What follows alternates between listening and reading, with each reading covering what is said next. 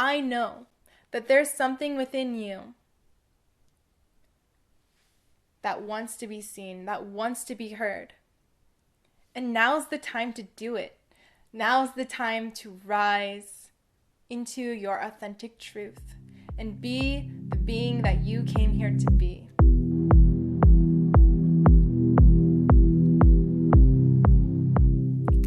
Hey family, and welcome back to Liberated Soul. If you're new here, my name is Rochelle, and I'm so grateful for your presence. So thank you for being here. Today's topic of conversation is how I learned to speak my truth. Because believe me, it was never this easy. And it's actually taken over a decade to heal my voice and get to the place where I can speak clearly and confidently, where I can let my words flow like water. And the reason I'm making this video is because I want to serve as a reminder to you. I want to serve as a reflection to you that you too can get to this place of healing your voice and speaking your truth. Before we get into it, I want to tell you a little backstory so you can understand a little bit more about who I am, where I come from, and maybe you can relate. So I was always a really shy kid. And it wasn't until high school that I began to realize how much of a problem I had with my voice. So mind you, in middle school, I was actually bullied. And I was bullied so much that I actually dropped out of the 7th and 8th grade because I didn't want to be there anymore. Because the kids were so mean to me, and for me, it was just easier to not be there. So I was literally a hermit for 2 years of my life. And maybe this is where some of the healing came in. Because this was probably the first dark night of my soul that I experienced. And as I said, it wasn't until high school that I realized I had a problem with my voice. Being a hermit for 2 years, I didn't really get any practice with social interaction. But when I eventually returned to school in the 9th grade, I was able to work out a plan with the teachers so I could get enough credits to catch up and be in the grade that I was supposed to be in, which is the 9th grade. So back then, I was still really shy. I used to wear a hat all the time because I didn't want anybody to see my eyes. I was afraid to be seen. I was afraid to see other people. I used to walk on my tippy toes because I didn't want anybody to know that I was there. And it felt like I literally had 1,000 razor blades in my throat. There was this feeling of such an intense blockage, and that's what I mean when I say it felt like I had 1,000 razor blades in my throat. It was hard to speak, let alone speak my truth. So what led me to where I am now is a sequence of events.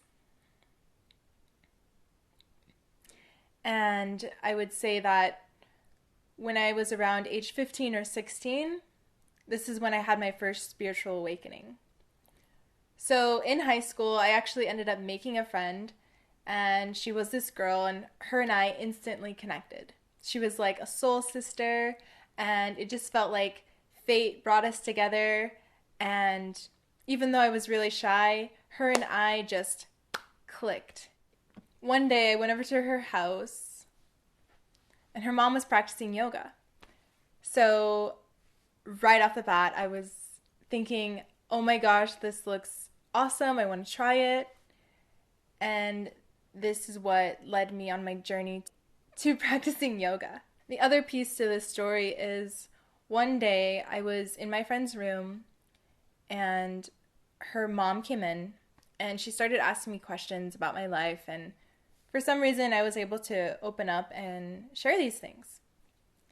So after that, she said, lay on the floor, and she put some yoga blocks beneath my spine.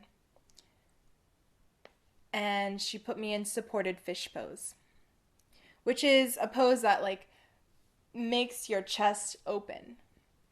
So at that moment, it was like my heart was forced open. And then she started playing a drum and singing a song. It was the goddess song. We all come from the goddess. And it was at this moment that everything that I thought I was, everything that I thought I knew, completely shattered. And it was my heart that just burst open. And after this experience, I started asking myself questions more often. Like, why can't I speak?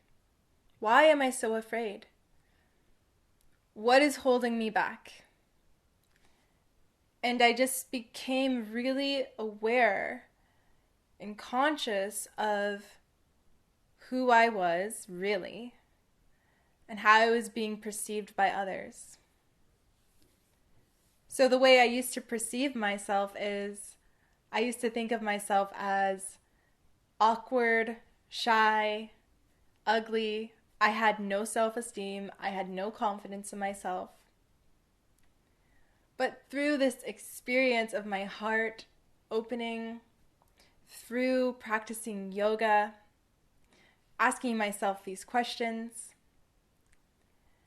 I learned about, or rather called in, the teachings of the law of attraction. And this is when I started experimenting with affirmations. So, again, I was in high school, still pretty shy, but I started writing down how I was feeling, and I wrote down these affirmations that I started saying to myself daily. In the beginning, it was really hard. It felt like I was lying to myself. I kind of would think, I mean, is this real? Is this gonna work? I had all these doubts. And some of the affirmations were, it is easy for me to be social. It's easy for me to make friends. Things along these lines. So one day, I don't know, it just clicked. And I started becoming more social. Opening my throat more and more. Releasing, purging, letting go of fears, worries, anxieties. And it was then I realized that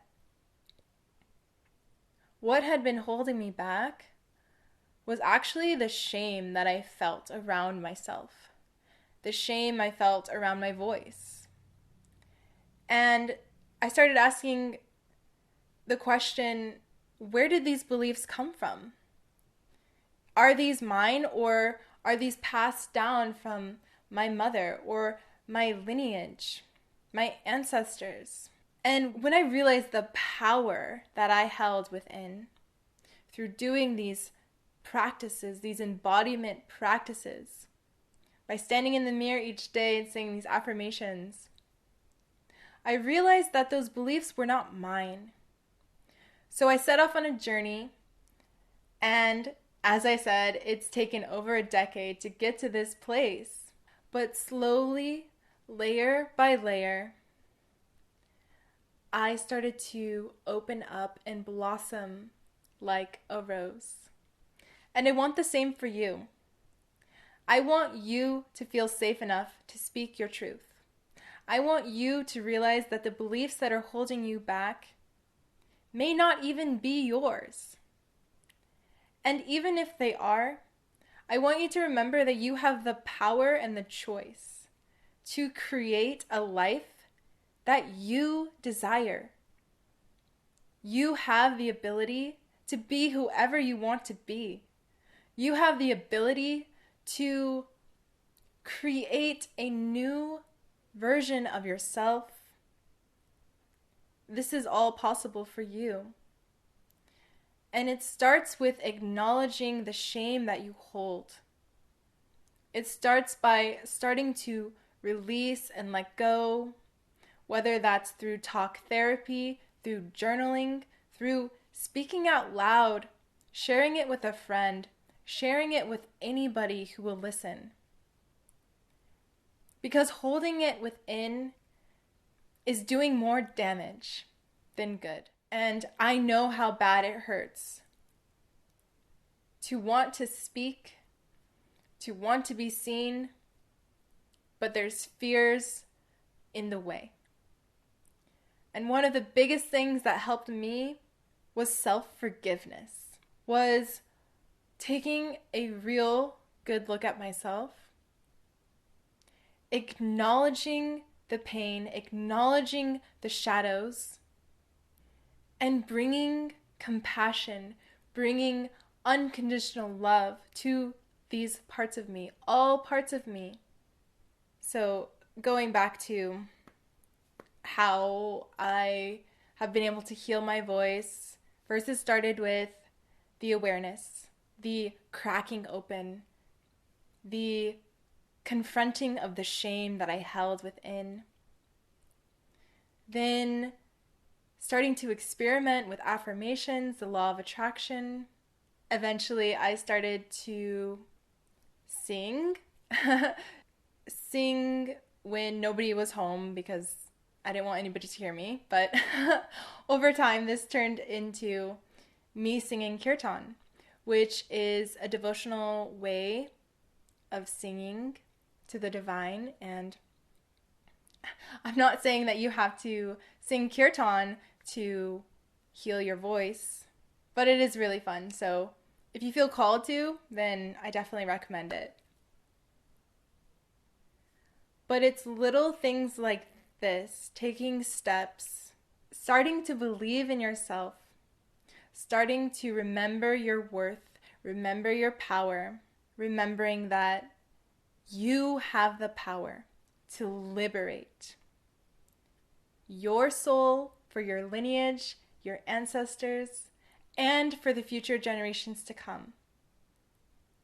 So that's what this channel is all about. And I invite you to start practicing speaking your truth, because I know that there's something within you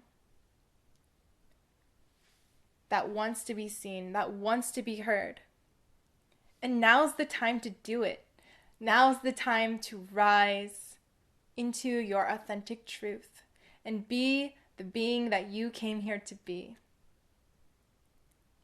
So I'm sending you all so much love, and I'll see you in the next video. Namaste.